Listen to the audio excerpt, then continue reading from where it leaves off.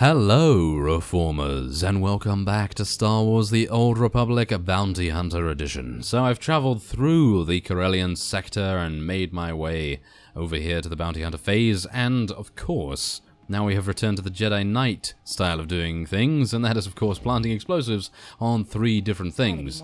And in this case, they are power generators. So we are hopefully going to test out our new gear, because we have actually not done that.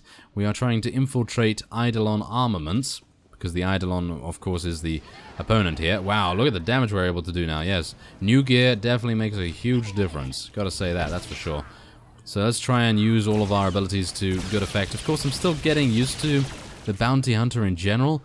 I actually am much more used to playing, I would assume, the Pyrotech, because that is the, well, shall we say, the mirror version, shall we say. Yes, the mirror version of the Trooper Vanguard class, which is what I initially played to begin with when I first started playing Star Wars The Old Republic, believe it or not. So yes, that's pretty cool.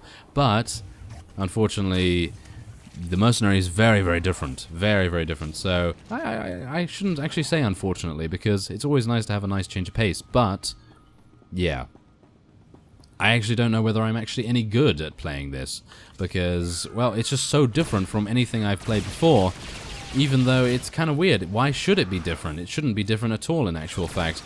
I mean, it's an MMO, so in general, MMOs are pretty self-explanatory with their gameplay as such, but yes, I am finding it rather difficult to play the mercenary right now. Everything seems to be a little bit higgledy-piggledy, as it were. Maybe we actually do need to change our spec at some point, because right now I'm finding this spec to be all over the place, in actual fact. I mean, I know that Tracer Missile is our filler, right? But there are so many different active abilities that are not really thematically correct, in my opinion. I mean, we have Unload. Okay, yes, sure, we have Unload, but that is not a missile-based attack.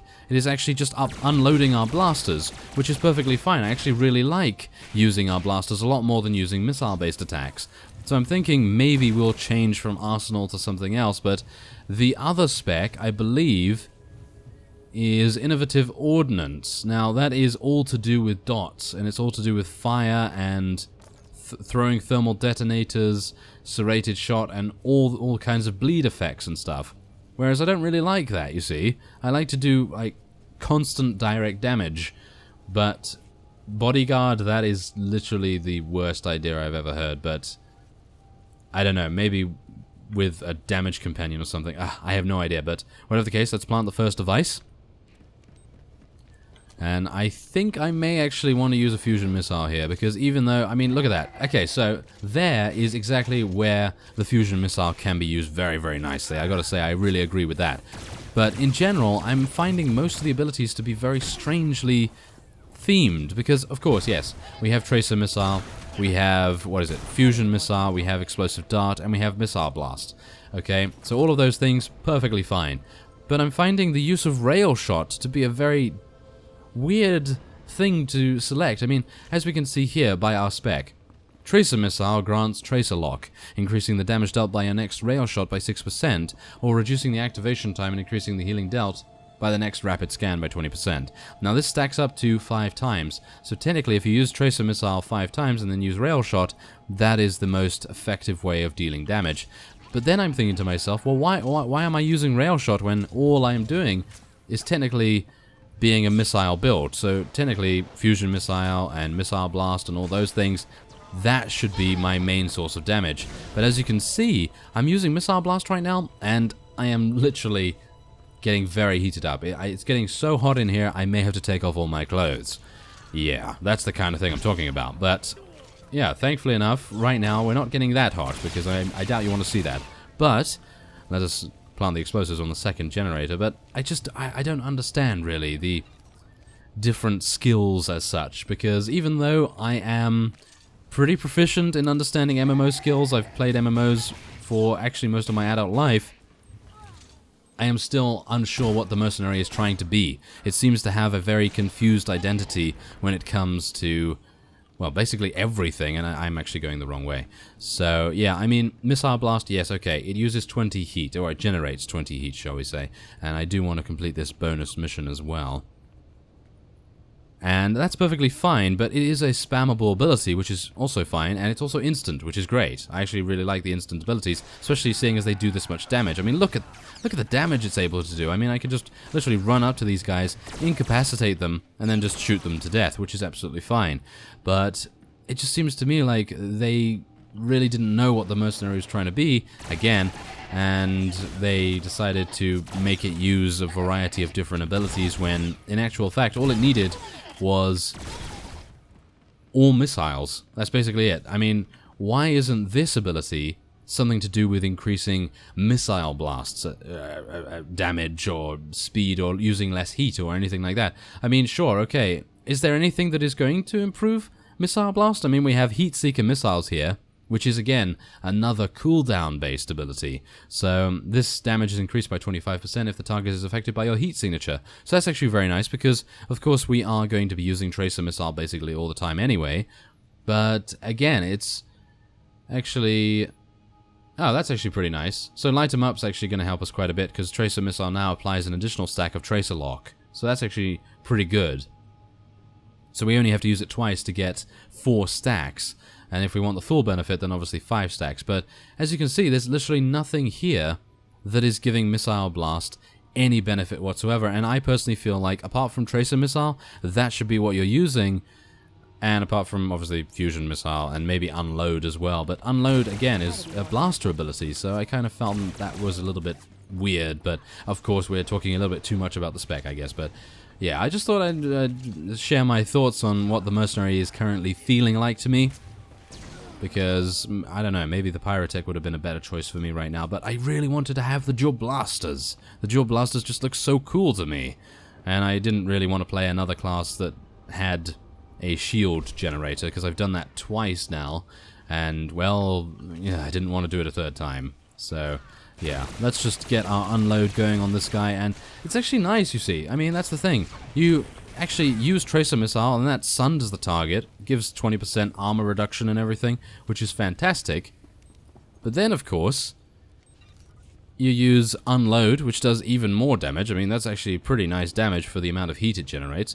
And then I guess you just finish off with a Missile Blast or something like that. Of course, if there are more than, I would say more than 3 units, maybe 2 or 3 units, then of course Fusion Missile will definitely be the thing you start off with, but yeah, I don't know, I'm just working things out in my head, really. Just discussing things with you guys as well, and just seeing what's going on there. But yeah, all we need to do now is plant the explosives on the central computer, and we are going to come across some Eidolon scientists as well, by the looks of things.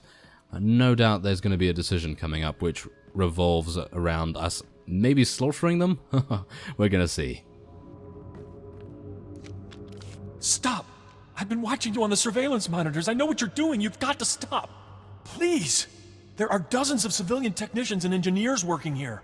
If you blow up this facility, they'll all be killed. Maybe they should be getting out of here then. Our security chief disabled the evacuation alarm. They don't want this attack made public. I only need a few minutes to round up my crew and get them out of here. Do what you will afterwards. Do it. Hurry. Thank you.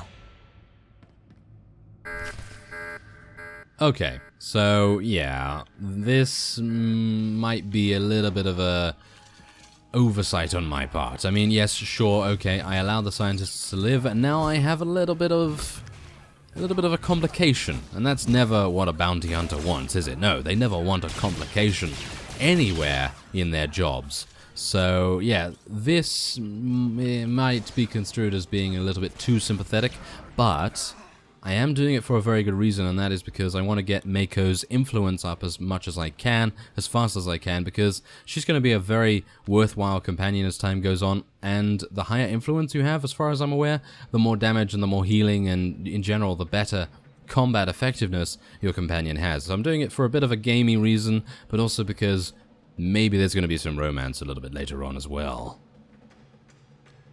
You never know. But yeah, I didn't think that was too bad, and we are playing... Are we playing way too light side right now? No, we're actually neutral. We're actually neutral. We have a little bit of dark side points, but mostly light, so we'll see how that goes. And I'm actually going to keep a regular check on that, because I actually think that most of those things are actually really interesting to see, because I actually don't know what the game is wanting you to do. I mean, of course, there is a choice in the game, but for the most part, they are leaning you towards something because they always make a character that you really loathe or really despise, and you really want to be mean to that particular character. But for the most part, some of them are actually, most of them in actual fact, are not like that. And to be dark side or choose dark side choices, in general, you are going to have to be pretty mean or slash evil slash not good. Yeah, great. So, yeah, that's actually not bad, but of course, there were no credits to be gained, you see. There were no credits to be gained with that particular choice, so I decided to take the nicer choice because, of course, Mako agrees with that, and again, obviously, my choice about that was due to her influence level and various things like that, but again, no credits, then I'm not going to choose that option. I mean, we're basically after credits and efficiency, and if we can't get efficiency, well, if we can't get credits, then I'll do the thing that either Mako likes to do, or that is going to give us the most efficiency. So, yeah, there's a little bit of discussion about my choices in the future as well. Oh, well, we'll see. So, let's return to Gellerin and see what he has to say. Did you feel it? Huh? The Eidolon's property will rain down on the streets for days. I could already hear his holo conversation with the Republic. Were those our billions of credits going up in smoke?